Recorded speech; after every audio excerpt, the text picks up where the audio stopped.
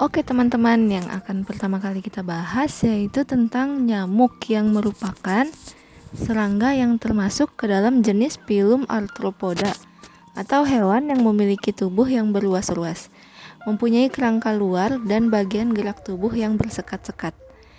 Nyamuk ini merupakan penyebar berbagai macam penyakit. Di antaranya yaitu ada demam berdarah, malaria, cikungunya, dan kaki gajah atau sering kita sebut itu filariasis.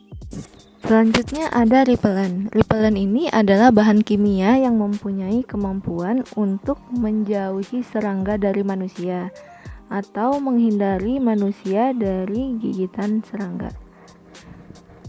Nah, syarat repellent ini apa aja sih?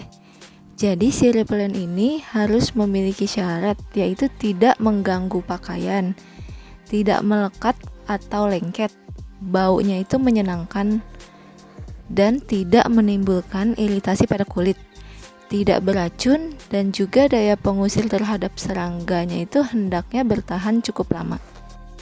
Nah, sekarang kita harus tahu nih, lotion menurut Pharmacopoeia Indonesia edisi 3, yaitu sediaan cair berupa suspensi atau dispersi, digunakan sebagai obat luar. Dapat berbentuk suspensi zat padat dalam bentuk serbuk halus dengan bahan pensuspensi yang cocok, atau emulsi tipe minyak dalam air. Jenis-jenis sediaan lotion. Nah, untuk jenis sediaan lotion ini dibagi menjadi 2 bagian. Yang pertama, larutan deterjen dalam air, dan yang kedua, emulsi tipe air.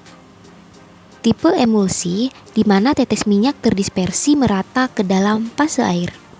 Bahan-bahan pembentuk lotion. Menurut Lachman, bahan yang digunakan untuk pembuatan formula lotion adalah yang pertama, barrier agent, yang kedua ada emollient, yang ketiga, humectant, yang keempat, emulsifier atau zat pembentuk emulsi, yang kelima, buffer atau larutan dapar, yang keenam, pengental dan pembentuk film. Cara pembuatan sediaan lotion. Proses pembuatan lotion. Yang pertama, fase air dan emulgator dihomogenkan. Kedua, ditambahkan fase minyak. Kedua, fase masing-masing dipanaskan hingga larut, kemudian baru dicampur. 3. Setelah keduanya tercampur, baru ditambah pengawet atau sebagai anti mikroorganisme dan pewangi. Pengawet dan pewangi ditambahkan setelah suhu campuran turun hingga 40 sampai dengan 30 derajat Celcius. Keuntungan sediaan lotion. Yang pertama, lebih mudah digunakan atau penyebaran lotion lebih merata daripada krim. 2. Lebih ekonomis atau lotion menyebar dalam lapisan tipis. 3. Umumnya dosis yang diberikan lebih rendah. 4. Kerja sistemnya rendah. Kekurangan sediaan lotion. Yang pertama, bahaya alergi umumnya lebih besar. Yang kedua, penyimpanan BSO lotion tidak tahan lama. Yang ketiga, BSO kurang praktis dibawa kemana-mana. Apa aja sih evaluasi untuk sediaan lotion?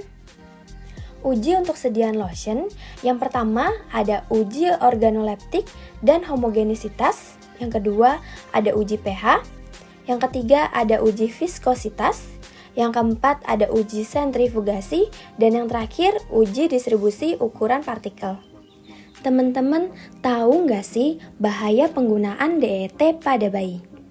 Salah satu contoh repelan pada saat ini adalah DET. Namun, senyawa ini tidak boleh digunakan pada bayi yang berumur di bawah 2 bulan. Anak-anak yang berumur 2 bulan atau lebih hanya dapat menggunakan produk dengan konsentrasi DET kurang dari 30%. Kenapa sih? Hal ini disebabkan karena DET memiliki sifat tidak berbau, akan tetapi menimbulkan rasa terbakar jika mengenai mata, luka, atau jaringan membranus. Bagaimana sih pencegahan penyakit DBD? Upaya yang dilakukan untuk pencegahan penyakit DBD diantaranya adalah dengan memasang kawat kasa pada jendela rumah, memasang kelambu tidur, menggunakan obat nyamuk oles, semprot, bakar, dan elektrik. Adapun cara menghindari nyamuk yang paling baik adalah dengan pemakaian anti nyamuk berbentuk lotion, krim, ataupun pakaian yang dapat melindungi tubuh dari gigitan nyamuk.